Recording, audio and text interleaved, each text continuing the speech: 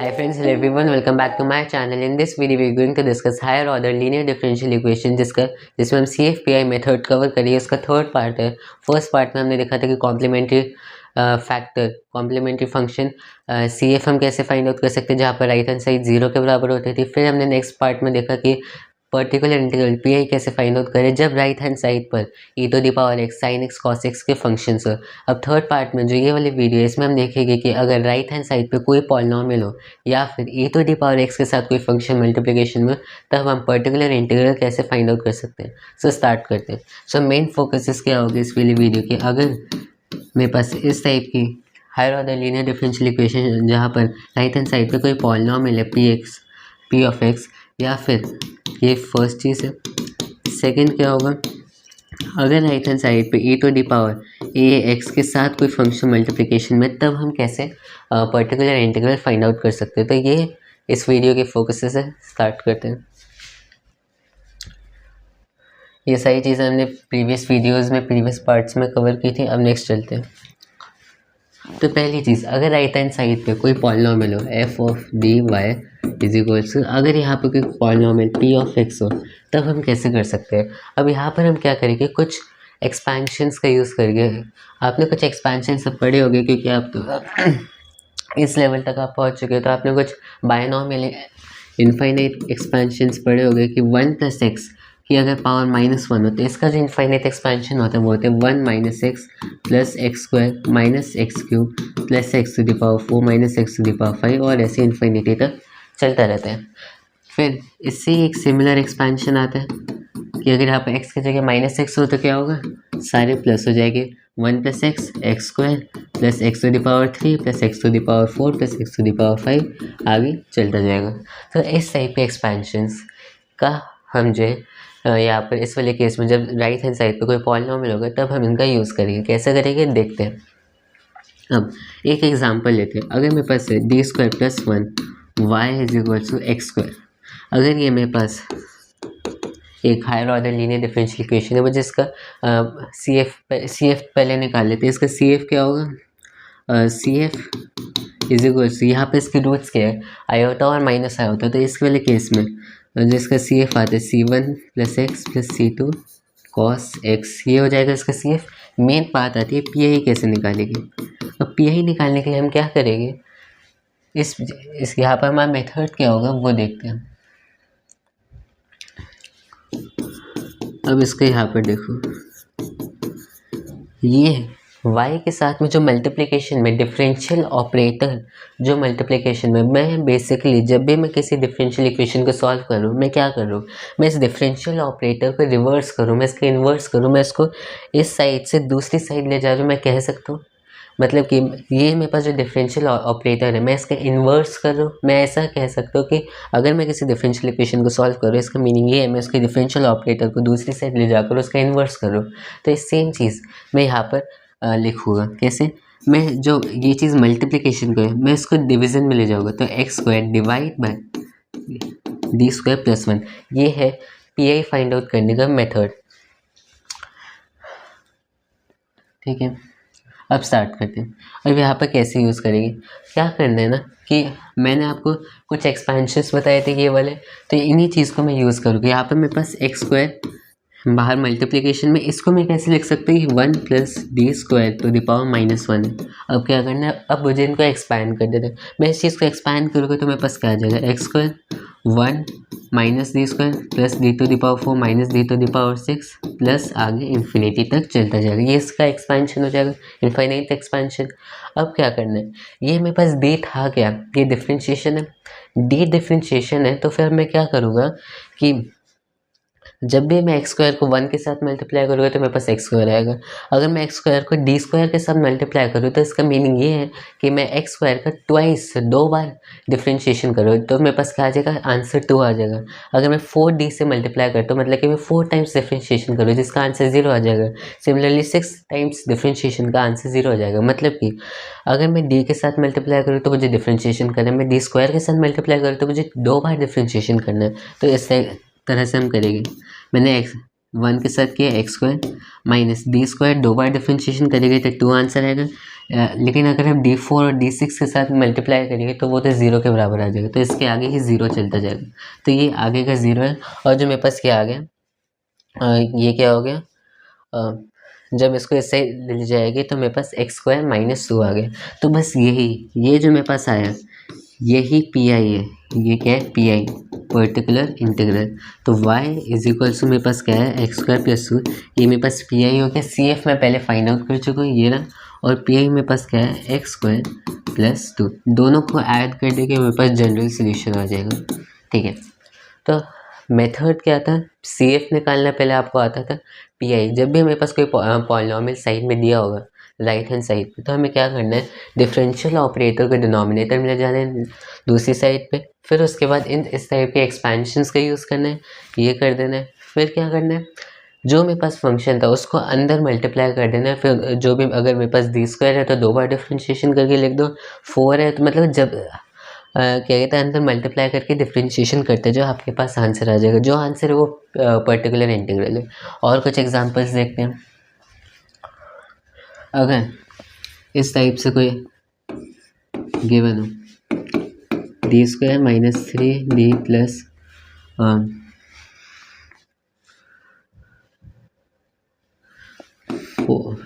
ऐसे करते हैं,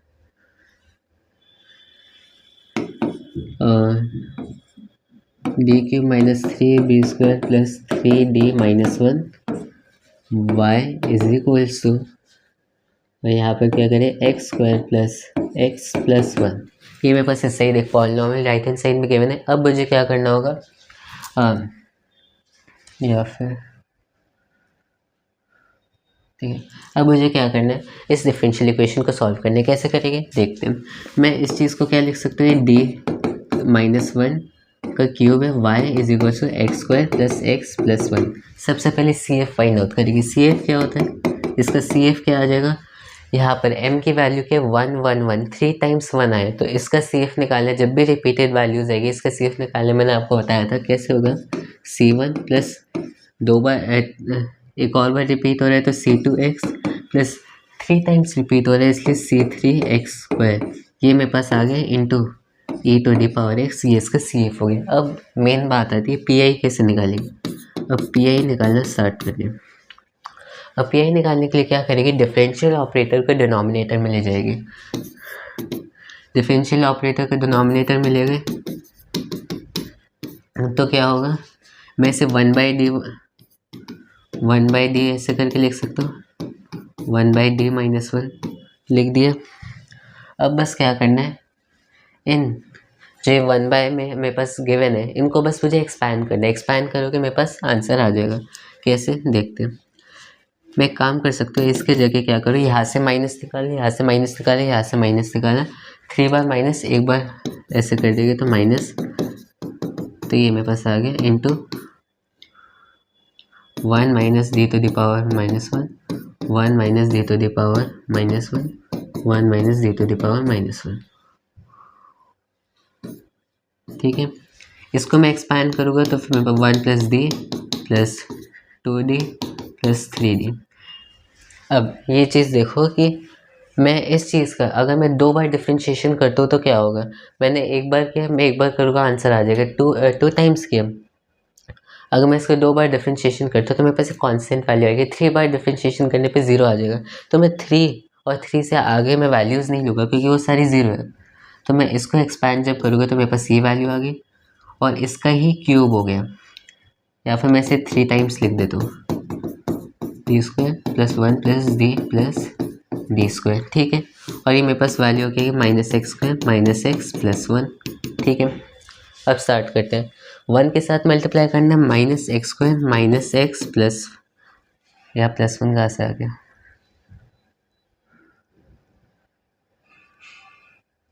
इसे माइनस होना चाहिए, -1। अब 1 से मल्टीप्लाई किया, -x² - x - 1, एक बार डिफ्रेंशिएशन करेंगे, -2x - 1, फिर 2 बार डिफ्रेंशिएशन, -2। ठीक है,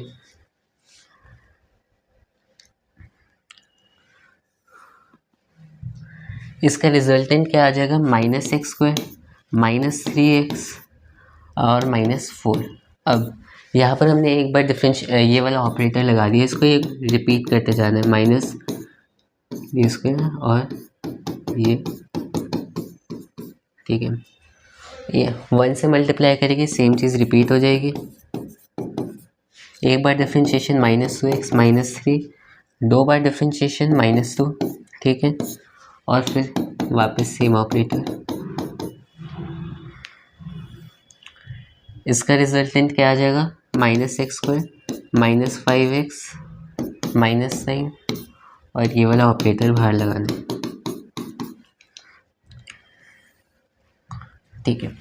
सेम चीज़ करते हैं, 1 से मल्टीप्लाई किया, -x² -5x -9, एक बार डिफ्रेंशिएशन करेंगे -2x -5, 2 बार डिफ्रेंशिएशन करेंगे -2, और रिजल्टेंट मेरे पास क्या है, -x² -7x और -16। तो ये जो मेरे पास आया है, ये मेरे पास हो गया PI। तो सेम मेथड जो हमने प्रीवियस क्वेश्चन में किया था, सेम हमने क्या किया, जो मेरे पास डिफरेंशियल ऑपरेटर था दूसरी साइड लेगा, फिर उन एक्सपेंशंस जो मैंने आपको बताए थे अभी, उन एक्सपेंशंस की हेल्प से क्या कहते हैं, उनको एक्सपैंड करके ऐसे कर दिया, फिर उनको ऐसे डिफ्रेंशिएट करते गए। सो ये मेथड था कि अगर मेरे पास पॉलिनॉमियल राइट हैंड साइड पे हो, तब हमें कैसे PI particular integral find out करना है। हम नेक्स्ट कैटेगरी पे चलते हैं। नेक्स्ट है, अगर मुझे राइट हैंड साइड पे F D into Y is equal to, right hand side पे e⁻x के साथ कोई फंक्शन मान लेते हैं g ऑफ x गिवन है, मतलब मेरे पास एक ऐसी higher order linear differential equation है जिसके राइट हैंड साइड पे e⁻x के साथ कोई फंक्शन मल्टीप्लिकेशन में, तो अगर मुझे उसका पर्टिकुलर इंटीग्रल फाइंड आउट करना है तो कैसे फाइंड आउट करेंगे, स्टार्ट करते हैं। हम क्या करेंगे, सेम मेथड निकालेंगे। PI फाइंड आउट करने का क्या मेथड होता है कि y PI ये किसके बराबर हो जाएगा, हमें बस डिफरेंशियल ऑपरेटर को दूसरी साइड ले जाना है, डिफरेंशियल ऑपरेटर को दूसरी साइड ले गए, ये हो गया। अब ये जो डिवाइड बाय डिफरेंशियल ऑपरेटर है ना, f ऑफ d, ये जो मेरे पास डिफरेंशियल ऑपरेटर है, ये इस पूरे फंक्शन पे लग रहा है। अगर मैं इस पूरे फंक्शन को छोटा करना चाहूँ, मतलब कि अगर मैं e⁻ax को बाहर निकालना चाहूँ इससे, तो हम क्या करेंगे, e⁻x को बाहर ले जाएंगे, और जो f मतलब g ऑफ x है उस पर लगने वाले डिफरेंशियल ऑपरेटर में a प्लस कर देंगे। तो अब ये जो डिफरेंशियल ऑपरेटर होगा f ऑफ d प्लस ए, ये जो है सिर्फ g ऑफ x पे लगेगा, ये क्या कहते हैं e⁻x पे नहीं लगेगा। यहाँ पर जो मेरे पास डिफरेंशियल f ऑफ d, जो मेरे पास डिफरेंशियल ऑपरेटर था, ये e⁻ax और g into G of x इस पूरे फंक्शन पे लग रहा था। तो हमने अगर इस e⁻x को बाहर निकालना है तो हमें क्या करना पड़ेगा, अंदर के डिफरेंशियल ऑपरेटर में d के जगह d प्लस ए लिखना पड़ेगा, बस यही कंसेप्ट था। तो अब इस कंसेप्ट को यूज़ करके कुछ प्रॉब्लम सॉल्व करते हैं, स्टार्ट करते हैं। फर्स्ट है, अगर d-1 d-2 d-3 या फिर यही सही है y is equal to x e⁻x, अगर मेरे पास इस टाइप से एक डिफरेंशियल इक्वेशन गिवन है, कैसे सॉल्व करेंगे, सेम चीज़ मुझे इसको क्या डिफरेंशियल ऑपरेटर को दूसरी से ले जाना है, y is equal to e⁻x divide by d-1 d- ये हो जाएगा। लेकिन ये जो डिफरेंशियल ऑपरेटर है ये पूरे फंक्शन पे लग रहा है, x इंटू e⁻x पे लग रहा है। अगर मुझे e⁻x को बाहर निकालना है तो मैं क्या करूँगा, मैंने इसको बाहर निकाला, इसको एडजस्ट करने के लिए मैं क्या करूँगा, डिफरेंशियल ऑपरेटर में d के जगह d+1 करूँगा, क्योंकि a की वैल्यू यहाँ पर 1 है, तो d के जगह d+1 के, तो मेरे पास आ गया d इंटू d-1, ठीक है। तो ये सही चीज़ें थी। अब इसको सॉल्व करना है, स्टार्ट करते हैं। d इंटू d-1, और इसकी वजह से आगे आप कर सकते हो, क्या करना है, जो भी मेरे पास 1 बाय में गिवन है उनको बस कहते एक्सपैंड करके, जो भी मैंने आपको बताया था expansions 1 plus X to the power -1 के एक्सपेंशन होते हैं, इनको एक्सपैंड करके बस डिफ्रेंशिएट करना, उससे आपको PI की वैल्यू फाइंड आउट हो जाएगी। सो ये था, हम PI कैसे फाइंड आउट कर सकते हैं, जब e⁻x एक्स जब मल्टीप्लिकेशन में। एक और एग्जांपल लेते हैं, अगर मेरे पास हो D square plus D square minus 3d minus 4 Y is equals to E to the power x sine of X plus E to the power 2x plus sine of 3x। अगर मेरे पास इस टाइप से higher order linear differential equation है, क्या करेंगे? पहली बात तो सी एफ मेरे पास क्या आ जाएगा, इसको मैं सॉल्व करूँगा तो मेरे पास आ गया -4 और 1, तो फिर m की वैल्यू मेरे पास आ गई 4 और -1, तो मेरे पास जो सी एफ आएगा वो होगा c1 e to the power 4x plus c2 e to the power -6। ये मेरे पास सी एफ हो जाएगा। नेक्स्ट स्टेप है मुझे पी आई फाइंड आउट करना है। अब यहाँ पर मेरे पास 3 डिफरेंट टर्म्स है, इसके लिए मुझे पी आई अलग से लिखना होगा, इसके लिए मुझे अलग से लिखना है और इसके लिए मुझे अलग से लिखना है। इसके लिए स्टार्ट करते हैं। इसके लिए पी आई क्या हो जाएगा, e to the power 2x divide by f of 2, e to the power 2x divide by f of 2 की वैल्यू आप यहाँ से लिख सकते हैं। कैसे करेंगे, 4 -6 -4, तो मैं यहाँ पर होगी -6, इसकी जगह मैं क्या लिखूँगा, -6 प्लस इसके लिए मैं पी आई कैसे लिखूँगा, सेम ये सारे मेथड मैंने आपको प्रीवियस पार्ट में बताए थे। एफ के जगह डिवाइड बाय मुझे डी स्क्वायर की जगह क्या लिखना है, ए की वैल्यू 3 है तो -9 और बाकी 0, तो इसमें मैं इसकी जगह 0 पुट करूँगा। यहाँ पर -9 -4 -13, तो इसके जगह मैं -13 पुट कर दूँगा। तो ये मैंने इन दोनों के लिए पी आई लिख लिया। मेन चीज़ है मुझे इस चीज़ के लिए पी आई लिखना है, तो इसके लिए मुझे क्या करना पड़ेगा, डिफरेंशियल ऑपरेटर को रिवर्स करना पड़ेगा। मैं इस डिफरेंशियल ऑपरेटर को रिवर्स करूँगा तो मेरे पास आ जाएगा e to the power x sine x divide by d -4 और डी +1। ठीक है, मैंने डिफरेंशियल ऑपरेटर को रिवर्स किया। अभी जो डिफरेंशियल ऑपरेटर है ये इस पूरे फंक्शन पे लग रहा है। मुझे अगर e to the power x को बाहर निकालना है तो इसके लिए मुझे क्या करना पड़ेगा, मैंने इसको बाहर निकाला, लेकिन मुझे इस f ऑफ d की जगह f ऑफ d +1 करना पड़ेगा। +1 करने पे d +2 आ जाएगा और d -3 आ जाएगा। फिर सेम वही चीज़ चलेगी कि मुझे इसको एक्सपैंड करना पड़ेगा, इसको एक्सपैंड करना पड़ेगा, फिर डिफ्रेंशिएशन करना पड़ेगा। तो यही सारी चीज़ें यहाँ पर होगी।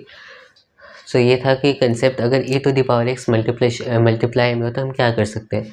और भी कुछ सारी चीज़ें होती है। वैसे अगर आपको इसका पी आई निकालना है तो इसके लिए आप एक और मेथड यूज़ कर सकते हो कि साइन ऑफ x को इस तरह से यूज़ करो कि ये इमेजिनरी पार्ट है e to the power iota x का, तो इस तरह से भी आप ऐसे यूज़ कर सकते हो। और कुछ चीज़ों पे चलते हैं। अगर फंक्शन के साथ में sine of a x multiplication में, तब हम क्या करें, अगर फंक्शन के साथ में कॉस ऑफ एक्स मल्टीप्लिकेशन में, तब हम क्या कर सकते हैं। तो ये सारी जो चीज़ें हैं ना वो e to the power x, अभी हमने क्या सीखा, अगर e to the power a x function के साथ मल्टीप्लिकेशन में, तब हम कैसे कर सकते हैं। लेकिन ये जो तीनों चीज़ें वो इंटरकनेक्टेड है, क्योंकि मैं साइन ऑफ ए एक्स को ऐसे लिख सकता हूँ कि ये इमेजिनरी पार्ट है किसका, e to the power iota a x. मैं इस चीज़ का यूज़ करके इसके लिए पी आई फाइंड आउट कर सकता हूँ। और सेम अगर मैं कंसेप्ट लगाऊँ तो कॉस ऑफ एक्स जो है रियल पार्ट है किसका, e to the power iota a x का। मतलब कि कहने का मीनिंग में ये है कि अगर मैंने आपको ये मेथड बता दिया है तो इसी मेथड को, इस मेथड की हेल्प से आप अगर ये वाले कंसेप्ट लगाते हो, ये इमेजिनरी पार्ट है e to the power iota a x का, ये रियल पार्ट है e to the power iota x का, तो इस कंसेप्ट को और इस कंसेप्ट को मर्ज करके आप इस टाइप की भी प्रॉब्लम सॉल्व कर सकते हो, जहाँ पर साइन एक्स और कॉस एक्स मल्टीप्लिकेशन में। तो इस वाले पार्ट के लिए इतना ही, हमने सी एफ वाला पार्ट और पी आई वाला पार्ट कंप्लीट कर लिया। नेक्स्ट वाली वीडियो में देखें कि होमोजीनियस डिफरेंशियल इक्वेशन को हम कैसे सॉल्व कर सकते हैं, higher order homogeneous differential equation. Bye.